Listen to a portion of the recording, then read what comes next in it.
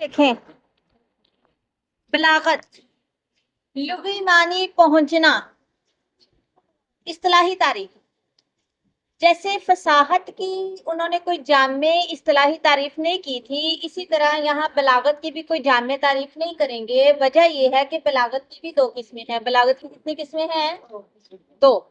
बलागत कलाम और बलागत कलाम। कलाम का फसीह होने के साथ साथ मुक्तज़ी हाल यानी मौका मुखातिब के मुनासिब होना। कलाम का फसीह होने के साथ साथ मौका मुखातिब के, बस इतना सा आप कर लें, कलाम का फसीह होने के साथ साथ मौका मुखातिब के मुनासिब होना। देखिए, एक बात किसी मौके के लिए सही होती है, किसी मौके के लिए सही। कहीं पे फौतगी हुई है, वहां जाके किसी के साथ खुशियां शेयर करने लग जाओ, और उसी बंदे के साथ जिस बेचारे का कोई अपना अजीज फौत हुआ है, शादी का मौका है, वहां पे जाके किसी ऐसे बंदे का जिक्र कर देना कि अगला बंदा रो रो के बुरा हाल कर ले, तो ये क्या मुनासिब है चीज? इसीलिए तो कहते हैं कि तालीम जरूर होनी चाहिए। कितने ही ऐसे लोग हैं जो फसाहत और बलागत से आ रही होते हैं, उन्हें पता ही नहीं होता हमने कहाँ पे कौन सी बात करनी है।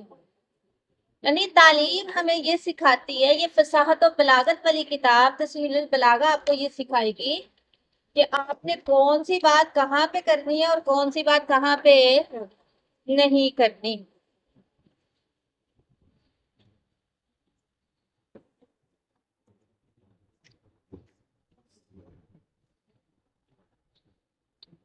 तो ये जो मौका मुखातिब के मुनासिब होना ना, इसी को मुक्तज़ी हाल से ताबीर किया गया। ठीक है, आप इसकी तारीफ करें, तारीफ की वजाहत आप अपने लफ्जों में भी कर सकती हैं, जैसे मैंने की। कोई जरूरी नहीं है कि सेम ऊपर वाले लफ्ज ही आपको याद करने हैं। अब वो मुक्तज़ी और हाल की वजाहत करेंगे। कहते हैं मुक्तज़ी, इसी को एतबारे मुनासिब भी कहते हैं। मुक्तज़ी का दूसरा नाम क्या है? एतबारे। ये छोटे छोटे सवालात में आएंगे, आप इनको हाईलाइट करें। और मुक्तज़ी या फिर एतबारे मुनासिब कलाम की वो मखसूस सूरत जो हाल की रिआयत की बुना पर पैदा होती है। यानी कलाम की वो मखसूस सूरत होती है जो मौका देख के ना, हाल देख के फिर पैदा होती है, उसको मुक्तज़ी कहते हैं। और हाल वो अम्र मानवी जो मुतकल्लिम के लिए अपने कलाम में किसी मखसूस सूरत और हैयत को अपनाने का दाई और बाइस बने। मुक्तज़ी मतलब हाल देख के बात करने को कहते हैं, और हाल मतलब वो अम्र मानवी होता है जो मुतकल्लिम को बताता है कि भाई आपने किस मौके पर किस लिहाज की बात करनी है, किस सूरत को अपनाना है। समझ आ गई बात की? मसलन मदा एक हाल है जो इबारत में लंबाई का तकाजा करती है। मतलब अगर हम किसी की तारीफ करते हैं तो दिल जाता है ना, मतलब बोली जाए उसकी फुल बांध दे। मदा तारीफ इस चीज का तकाजा करती है कि तूल हो, लंबाई हो, जबकि जहानत एक हाल है जो इस बात का तकाजा करती है कि कलाम मुख्तसर हो। कलाम, अगर कोई बंदा ज़हीन नहीं है ना, किसी की तारीफ कर रहा है, आपको उसके लफ्ज ही बता देंगे, उसके जुमले ही बता देंगे, उसका बोलने की जो लंबाई है वो बता देगी तो ये बंदा कितना वो पानी में है। लेकिन अगर कोई बंदा तारीफ करना चाह रहा है लेकिन ज़हीन है, तो आपको उसके लफ्ज ही बता देंगे, वो एक जुमले में अगले बंदे की तारीफ कर देगा। जबकि जो बनता है उसको किसी की तारीफ करने के लिए लंबी लंबी बातें छोड़नी पड़ती हैं, तब भी उसे लगता है कि शायद मैंने कमा हक उसकी तारीफ नहीं की। समझ आ रही है बात की? यानी बलागत के सिलसिले में तीन चीजें सामने आती हैं। बलागत के सिलसिले में कितनी चीजें सामने आती हैं? नंबर एक मदा और जहानत। नंबर दो कलाम का तूल या इख्तिसार। नंबर तीन उस तूल या इख्तिसार के साथ कलाम को इख्तियार करना। यानी बलागत पे तीन चीजें सामने आती हैं। नंबर एक तारीफ और जहानत। नंबर दो कलाम लंबा करना या मुख्तसर करना। نمبر 3 کہ انسان کی وہ صلاحیت انسان کا کہ اس نے لمبی بات کو اختیار کرنا ہے یا پھر مختصر بات کو. اول ہر دو امر یعنی مدح اور ذہانت اور ان جیسے جو امور ہوتے ہیں وہ حال و احوال کہلاتے ہیں. وہ کیا کہلاتے ہیں؟ دوم ہر دو امر یعنی اطناب و اعجاز کو مقتضی کہتے ہیں. سوم ہر دو امر کو مقتضائے حال کی مطابقت اور رعایت کہا جاتا ہے. آپ کو سمجھ آ جائے گی، یاد بھی ہو جائے گا. سارا پڑھ لیں، اتنا پورا کر لیں. ٹھیک ہے. بلاغت متکلم وہ ملکہ اور صلاحیت جس کی مدد سے انسان اپنے مقصود کو کلام بلیغ کے ساتھ تعبیر کرنے پر قادر ہو. بلاغت متکلم کیا کس کو کہتے ہیں؟ ایسے ملکے کو، ایسی صلاحیت کو کہتے ہیں جس صلاحیت کی بنیاد پہ انسان اپنے مقصد کو دوسرے بندے تک کلام بلیغ کے ساتھ پہنچا سکے. خواہ گفتگو کا تعلق جس موضوع سے بھی ہو، خواہ گفتگو کا تعلق بلاغت کے مراتب. بلاغت کے مدار چونکہ حال اور مقتضی کی رعایت پر ہے، لہذا انہی دونوں کی رعایت کے مطابق بلاغت کے مراتب متعین کیے جاتے ہیں. اور علم بدیع کے اصول کی رعایت بھی مراتب کو گھٹاتی اور بڑھاتی ہے. علم بدیع کا آپ آئندہ پڑھو گے. البتہ 2 مراتب متعین ہیں. آپ اتنا کریں، بلاغت کے مراتب 2 ہیں.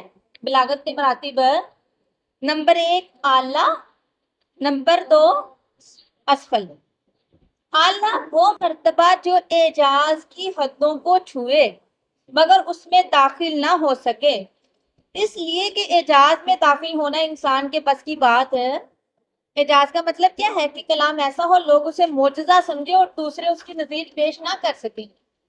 اعلیٰ میں کیا ہوتا ہے؟ کہ کلام ایسا ہو لوگ کہ اس نے کلام کی دلوں پہ یوں اثر چھوڑا جیسے معجزہ ہی ہو گیا.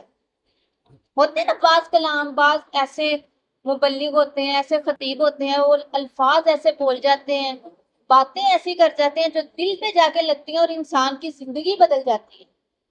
تو کہتے ہیں اعلیٰ وہ درجہ ہے جو اعجاز کی حدوں کو چھوئے. یعنی معجزہ تو نبی سے ہی سرزد ہوتا ہے نا، وہ تو نبی سے ہی ہوگا، لیکن اعجاز کی حدوں کو چھوئے لیکن اس میں داخل نہ ہو سکے گی. یعنی لوگ اس کو معجزہ تو سمجھے لیکن وہ معجزہ نہیں ہوتا، وہ بندے کی وہ صلاحیت ہی ہوتی ہے. نمبر 2 اسفل. اسفل جو ہے نا، یہ وہ مرتبہ ہے جس کی رعایت ہر انسان کے کلام میں بہر حال ضروری ہے. ظاہر سی بات ہے، ایک بندہ تھوڑی سی اگر رب نے اس کو دیا، اس کو پتا ہوگا نا میں نے اپنی بات کیسے کرنی ہے. تو اسفل میں ہر وہ آئے گی، ہر وہ کلام آئے گا جو عام بندے کا ہوتا ہے، اور اعلیٰ میں وہ کلام آئے گا جو انسان کو معجزہ لگے. ٹھیک ہے، ہوتا معجزہ نہیں ہے لیکن لگتا ہے. فصاحت و بلاغت کو جاننے کے ذرائع. اچھا، فصاحت و بلاغت کو جاننے کے ذرائع. کہتے ہیں کلام کے فصیح بلیغ ہونے کے لیے جن امور کا پایا جانا ضروری ہے ان سے واقفیت مختلف علوم کے ذریعے ہوتی ہے، اس لیے بلیغ کے لیے ان علوم کا جاننا اور حاصل کرنا ضروری ہے. آپ یہ کریں، فصاحت و بلاغت کو جاننے کے ذرائع میں آپ نے کرنا یہ ہے، فصاحت و بلاغت کو جاننے کے مندرجہ ذیل ذرائع ہیں. مخالفت قیاس کو علم صرف کے ذریعے سے جانا جاتا ہے. پیچھے آپ نے پڑھا تھا نا، صرفی قواعد کے خلاف ہو، مطلب صرفی قواعد آتے ہوں گے تو پتہ چلے گا نا. ذوف تعریف اور تاکید لفظی کو جاننے کا ذریعہ علم نحو ہے، پڑھا تھا پیچھے، ازمار قبل ذکر. اور اسی طرح ذوف تعریف یعنی تاکید لفظی مطلب لفظوں کا آگے پیچھے ہونا، تو یہ نحو کے ذریعے پتہ چلتا ہے. غرابت کلمات کا علم لغت کے ذریعے حاصل ہوتا ہے. جو بندہ جتنا لغت میں ماہر ہوگا نا اتنا اس کو علم آئے گا غرابت کے کلمات کا. اور تقلید معنوی کو علم بیان کے ذریعے جانا جاتا ہے. احوال و مقتضیات کو جاننے کا ذریعہ علم معنی ہے. تنافر حروف ہو یا تنافر کلمات، اس کا ادراک محض ذوق سلیم کے ذریعے ہوتا ہے. جیسا انسان کا ذوق ہوتا ہے نا، انسان اسی ذریعے سے پہچان سکتا ہے کہ حروف مجھے کیسے بولنے ہیں جو دوسروں پہ دشوار نہ ہو، کلمات مجھے کیسے بولنے ہیں جو خود میرے لیے بولنا بھی مشکل نہ ہو اور دوسروں کے لیے سننا بھی مشکل نہ ہو. سمجھ آ گئی ہے؟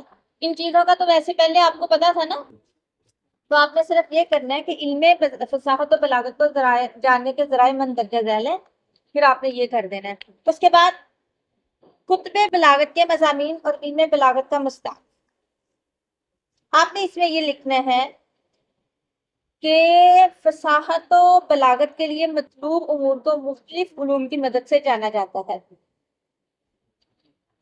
تو ان علوم میں یہ 3 علم قابل ذکر ہیں۔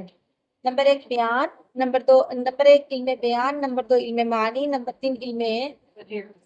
بس سوالات آپ کو سب کے جوابات اندر سے ہی ملیں گے۔ آخری سوال دیکھیں، نیز بتائیے کہ کسی بڑے سے کہنا تم کب آؤ گے، یہ صحیح ہے؟ بڑے سے کہنا تم کب آؤ گے، کسی کو مبارکباد دینے میں رونے کا انداز اپنانا، صحیح ہے؟ اور تعزیت کے موقع پر خوش ہو کے تعزیت کرنا، تو یہ چیزیں بلاغت کے حدود کے اندر آ رہی ہیں یا خارج ہیں؟ ٹھیک ہے۔